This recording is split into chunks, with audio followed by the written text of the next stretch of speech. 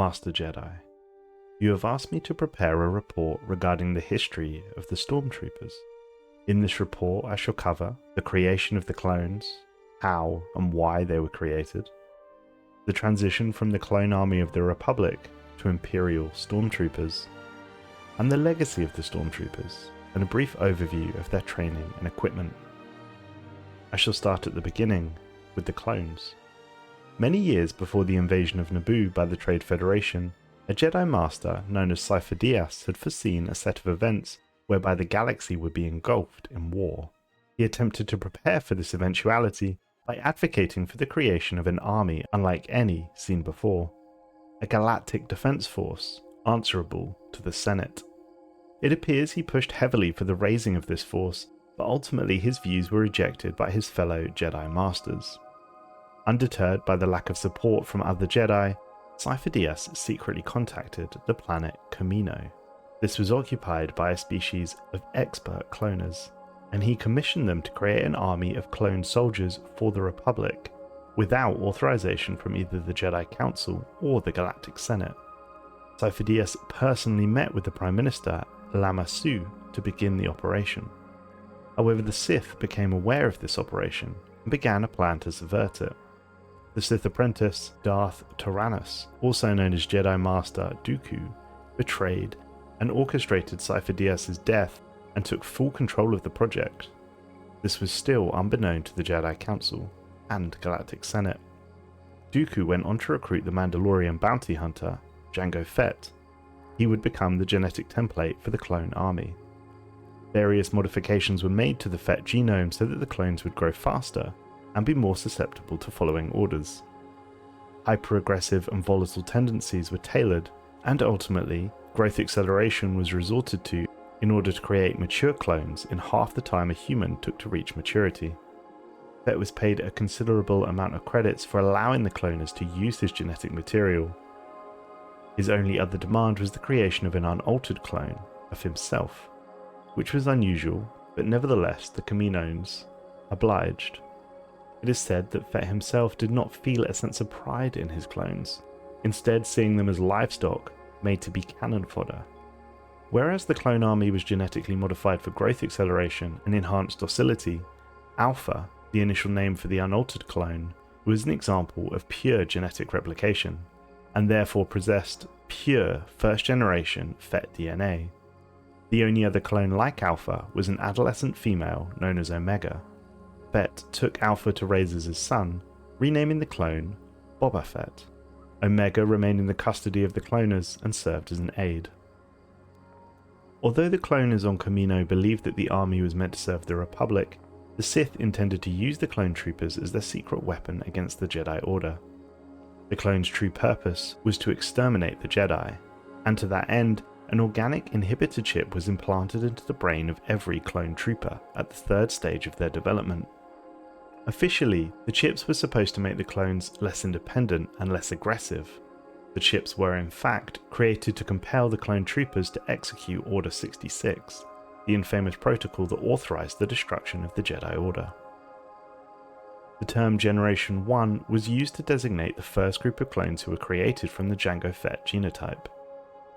This includes notable clones such as Clone Captain CT-7567, nicknamed Rex, of the 501st Legion. Rex's service in the Clone Wars came to make him a legend amongst the troopers, and the captain eventually was regarded as a hero of the clone army. The first 200,000 units were ready a decade after Cypher Dyas commissioned the creation of the clone army.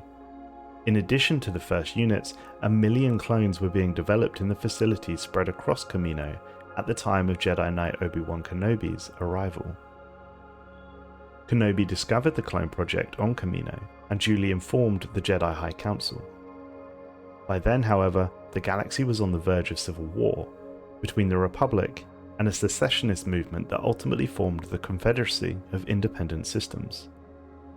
Since the Jedi lacked sufficient manpower to guard the entire Republic, the Senate resolved to grant emergency powers to the executive branch. As a result, the clone troopers were formally organized into the Grand Army of the Republic by Supreme Chancellor Palpatine. The elected leader of the Senate and public persona of Darth Sidious, the Dark Lord of the Sith. With war imminent, Grandmaster Yoda travelled to Kamino to personally inspect the clone army, where Jedi Master Mace Windu led the vanguard against the Separatists on Geonosis. And thus began the Clone Wars. The Clone Wars is a topic of multiple reports within itself. Needless to say, during this time, the clones continuously demonstrated extreme loyalty to the Galactic Republic, particularly their Jedi generals and the Chancellor himself. After 3 years of constant warfare, the Separatist forces attacked the Republic capital world of Coruscant and managed to abduct Chancellor Palpatine in the process, a plan which was organised by Sidious in order to bring Anakin to the dark side and make him his apprentice. By the time of the battle, a full third of the original deployment of clones had been killed in action. Those who survived wore armour that had been dirtied and dented by conflict. The clone troopers rallied to Coruscant's defence, while the Jedi Knights Obi-Wan Kenobi and Anakin Skywalker rescued the Chancellor. During the battle, Darth Tyrannus was betrayed by Sidious, who swayed Skywalker into killing him. With Dooku dead, this brought the Clone Wars closer to a successful conclusion for the Republic. As the Republic drew closer to achieve total victory, Chancellor Palpatine revealed his deception and true identity as Darth Sidious to the Jedi, provoking an immediate response from the Jedi Council. The consequent confrontation between the Council and the Dark Lord ended in the deaths of several Jedi Masters, including Mace Windu and Skywalker's fall to the dark side of the Force. Now anointed as the Sith Lord Darth Vader, Sidious's new apprentice participated in the 501st Legion assault on the Jedi Temple. Under the influence of Order 66, the 501st stormed the temple and executed the Jedi within. None of the Jedi were spared, including the younglings. Around the same time, Darth Sidious issued Order 66 to the clone troopers throughout the galaxy, declaring every Jedi an enemy of the Republic. Order 66 triggered the hidden chips within the clones, erasing their loyalty to the Jedi and brainwashing them into believing that the Jedi were traitors to the Republic, and thus deserved execution. Losing their free will and identities with the mere activation of the chip through a voice command, the overwhelming majority of the clones suddenly turned on their unsuspecting allies. Caught off guard by their own troopers betraying them, the Jedi across numerous worlds were largely slaughtered. With the exception of a few survivors, the Jedi were all extinct in the aftermath of the execution of Order 66. Now no longer beholden to the authority of the Jedi officers who exercised restraint in warfare, the clones utilized brutal tactics under the leadership of the Imperial officers and governors, suppressing any dissidents and imposing the new order over the known galaxy. Immediately, the Empire set about removing sedition. The clones were deployed to carry out senatorial arrests, rounding up a total of 63 senators who were subsequently claimed to be Jedi sympathizers. Despite the clones' success, the end of the Clone Wars, however, signaled the end of the sole purpose behind the creation of the clone troopers. And although Palpatine had supported the clone trooper program during his final years as Chancellor, his priorities shifted away from the expensive clone production after becoming Galactic Emperor. The Imperial Army appeared confident that the Empire would be better served by a force of non-clone recruits. This was seen as a cost-effective way to enforce order throughout the galaxy. In addition, the clones' accelerated aging process, limited shelf life, and original purpose as soldiers of the Republic were further incentives for the Empire to decommission the clone units in favour of natural-born humans. Project War Mantle and transitioning away from clones. Governor Wilhoof Tarkin and Vice Admiral Edmund Rampart were both key in pushing for the transition from clones to non-clone troopers. Clone commandos were deployed as instructors to the newly enlisted troopers, who were assigned the designation of TK Stormtroopers. During the first year of the Emperor's reign, a secret training facility had been set up on the planet Darrow. 50 clone commandos were tasked with training the first 1,000 stormtroopers. Once these first 1,000 stormtroopers had been fully trained, they were put to immediate use. The Empire, fearing the capability of the clone facilities on Kamino, moved to secure the technology. Vice Admiral Rampart unleashed the stormtroopers on the planet, extracting the cloning equipment. His fleet of Venator-class star destroyers then bombarded the planet from orbit. The destruction of Kamino was kept secret from the Imperial Senate, with the incident being covered up and blamed on a cataclysmic storm. With funding for Project War Mantle secured and preparations well underway, all that remained to be done was for the clone army to begin its gradual decommissioning. To accomplish this, Rampart proposed the Imperial Defense Recruitment Bill to the Imperial Senate, which would see the Imperial military officially transition from a clone force to a recruitment-based force. Though many in the Senate saw the creation of a new army as unnecessary, many others supported the idea, especially after the destruction of Kamino meant that fresh clone troopers would no longer be produced to protect the Empire. As the years passed, clone stormtroopers gradually became less and less common, as many were either killed in action or rotated out of military service as they aged. As a result, the ranks of the Stormtrooper Corps swelled with conscripts and volunteers, who sought to carry on the legacy of the clones that had been glorified through wartime propaganda. Several clones remained in service to the Galactic Empire during its later years, despite their advanced aging, with some becoming instructors in the new Imperial Academy, while a smaller number remained on active duty, such as Sergeant Crest and TX-828, who was still active following the Battle of Yavin. During the Emperor's reign, stormtroopers were used to bring any remaining separatist worlds into line. As time passed, stormtroopers replaced regular Imperial Army troops, the main force of the early Empire, often consisting of local planetary defense forces conscripted into the Imperial military. As mainline combat troops and security forces, becoming the Empire's foot soldiers, the white armoured troopers served as the backbone and centrepiece of the Empire's ground forces. With a lack of jobs and opportunity in the wake of the end of the Clone Wars, Prosperity would later come to criticise an aimless generation as complicit in abetting the rapid militarization and recruitment of the Imperial war machine. Darth Vader often coordinated the Stormtroopers' operations in the field whenever his personal presence was required.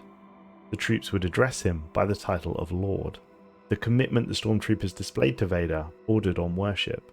Although he had a rapport with his Stormtroopers, Vader was still willing to execute the troops under his command, and he did this with many other subordinates.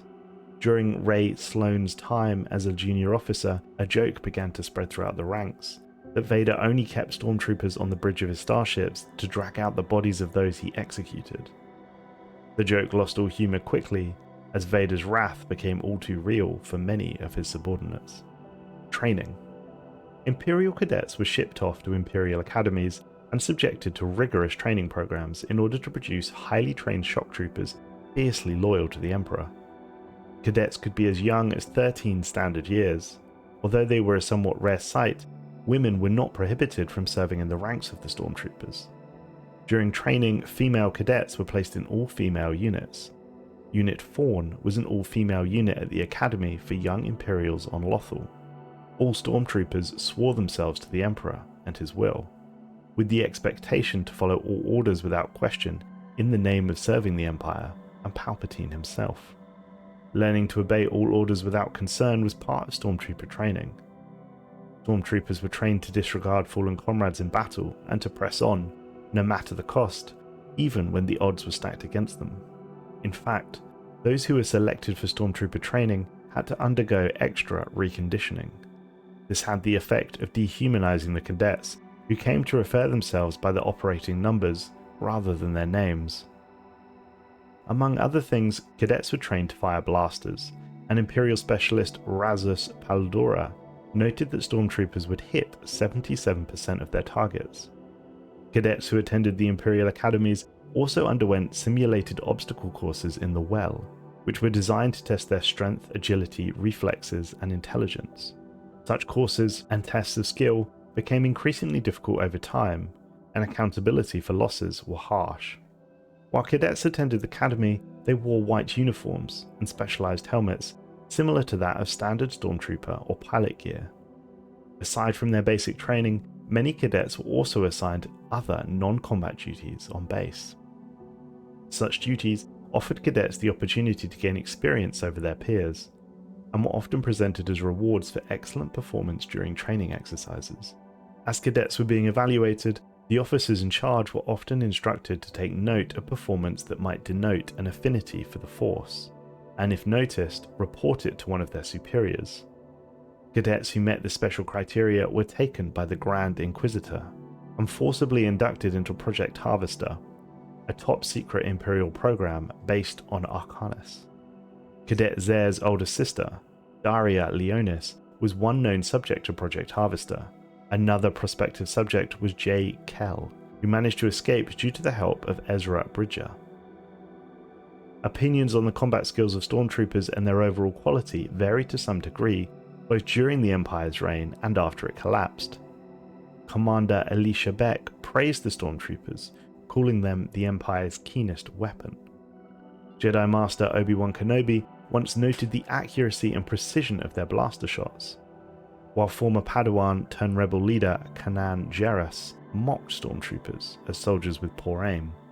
Stormtrooper TD-7556 claimed it was the standard issue E-11 blaster that hampered a Stormtrooper's aim in his mockingly written final report before deserting, while Clone Captain Rex regarded some of the Stormtroopers themselves as the problem.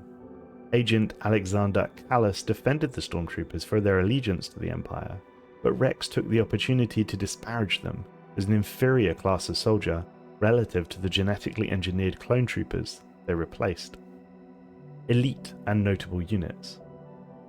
Death Troopers. Elite black armoured stormtroopers with specialised training and classified augmentation to make them beyond human.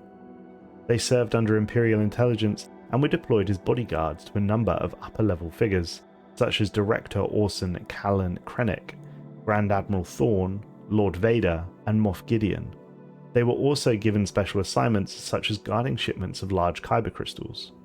They were equipped with SE-14R light-repeating blasters, D-25 fragmentation grenades, and E-11D blaster carbines. Death Trooper specialists were also equipped with a black pauldron. Purge Troopers. These were stormtroopers that assisted Lord Vader and the Inquisitors in hunting down Jedi survivors after Order 66. They were trained as expendable death squads, activated after the Jedi Purge. While the initial deployment of Purge Troopers was actually the last batch of clone troopers, later generations of Purge Troopers were instead hand-picked from the Empire's Stormtrooper legions.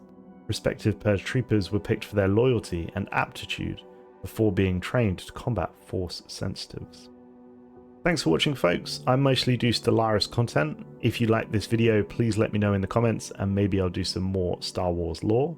If you're interested in more content from me, then please check out my video on the fallen empires of Stellaris, which is on screen now.